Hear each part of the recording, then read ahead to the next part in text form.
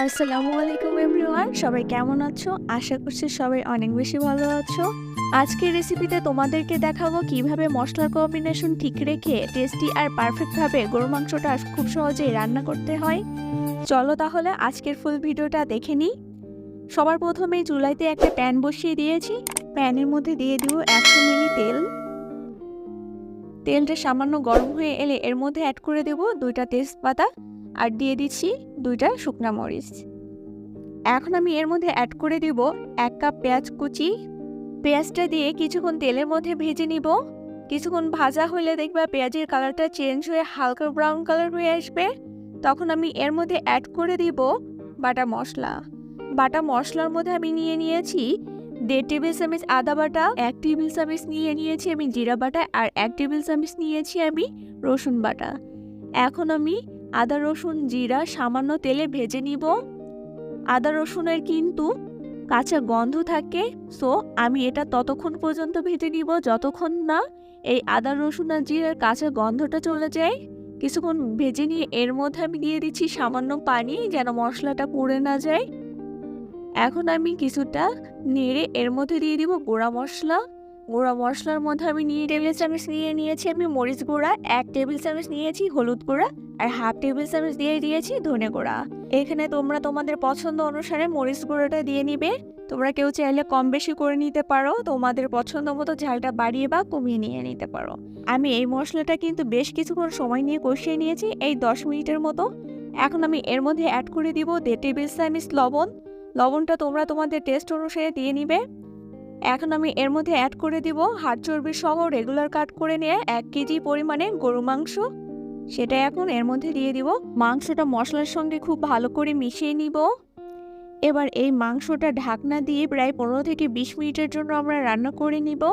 এই পর্যায়ে চুলার জালটা কিন্তু মিডিয়াম টু হাইয়ের মাঝামাঝিতে থাকবে। তবে এর মধ্যে কিন্তু কয়েকবার ঢাকনা খুলে নেড়ে দিতে হবে, তা না হলে কিন্তু পাতিলের তলায় লেগে গিয়ে পুড়ে যাওয়ার চান্স থাকবে। মাংসটা কষতে থাকুক, আমি এখানে একটা মশলা রেডি করে নিব। সবার প্রথমে আমি নিয়েছি 1.5 ইঞ্চি সাইজের 2 টুকরা দারুচিনি, 1 চা চামচ নিয়েছি কালো গোলমরিচ, 4-5টার মতো নিয়েছি লবঙ্গ, একটা জয়ত্রীর 4 ভাগের 1 ভাগ নিয়েছি, 1 চা চামচ দিয়ে দিয়েছি আস্ত জিরা, 6-7টার মতো দিয়ে দিয়েছি আমি ছোট এলাচ আর 1 চা চামচ দিয়েছি আস্ত ধনে। এবার আমি এই গোটা মশলাগুলি গ্রাইন্ডারে গুঁড়া করে নিব। তোমরা চাইলে কিন্তু শিলপাটাতেও বেটে নিতে পারো। এরই মাঝে কিন্তু আমার 15-20 মিনিট হয়ে গেছে, দেখতেই পাচ্ছো আমার মাংস থেকে কতটা পানি বের হয়েছে। এখন আমি এর মধ্যে অ্যাড করে দিব যে গুঁড়া করা মশলাটা রেডি করেছিলাম, সেই মশলাটাই এখন এর মধ্যে দিয়ে দিব। এখন আমি অর্ধেকটা ইউজ করছি, বাকিটা আমি নামানোর কিছুটা আগে দিয়ে দিব। এরই মাঝে কিন্তু আমি ঢাকনা খুলে কয়েকবার নেড়ে নিয়েছি অফ ক্যামেরায়। এখন আমি মশলাটা দিয়ে ভালো মতো কষিয়ে নিব কিছুক্ষণ সময় নিয়ে। মশলা আর মাংসটা ভালো করে কষানো হয়ে গেলে এখন আমি অ্যাড করে দিব 4-5টা আলু আমি মাঝখান থেকে কেটে নিয়েছি। আলু দিয়ে ভালো করে মাংসের সঙ্গে কষিয়ে নিতে হবে কিছুক্ষণ সময় নিয়ে। মাংস থেকে যেই পানিটা ছেড়েছিল সেটাই এখন সময় নিয়ে ভালো করে কষিয়ে নিয়ে ঢাকনা বন্ধ করে আমি ততক্ষণ পর্যন্ত রান্না করব যতক্ষণ না মাংস থেকে যে পানিটা বের হয়েছিল সেটা শুকিয়ে তেল উপরে উঠে আসে।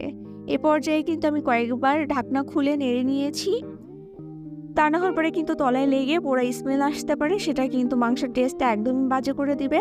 এখন আমি অ্যাড করে দিব 2 কাপ গরম পানি। তোমরাও কিন্তু এখানে গরম পানিটাই অ্যাড করে নিবে, তা না হলে পরে কিন্তু ঠান্ডা পানি দিলে তোমাদের মাংসটা কিন্তু অনেক বেশি শক্ত হয়ে যাবে।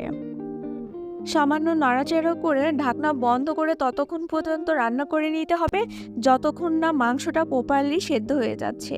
আর মাংস সেদ্ধ হওয়ার এ পর্যায়ে কিন্তু মাঝে মধ্যে ঢাকনা খুলে নেড়ে দিতে হবে, তা না হলে কিন্তু মাংস পুড়ে তলায় লেগে যেতে পারে।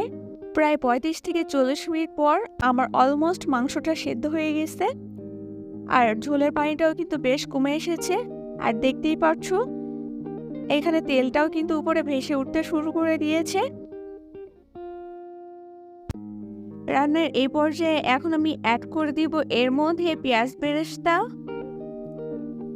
এই গরু মাংসের মধ্যে কিন্তু পেঁয়াজ বেরেস্তার দারুণ একটা ফ্লেভার অ্যাড হয়। তোমরা কিন্তু একবার হলেও দিয়ে দেখতে পারো আমার আজকের রেসিপিটা ফলো করে। এখন আমি এখানে অ্যাড করে দিব শুরুতেই বানিয়ে নেওয়া গুঁড়া মশলা, যেটা আমি রেডি করেছিলাম সেটারই বাকি অংশটা আমি এর মধ্যে দিয়ে দিচ্ছি।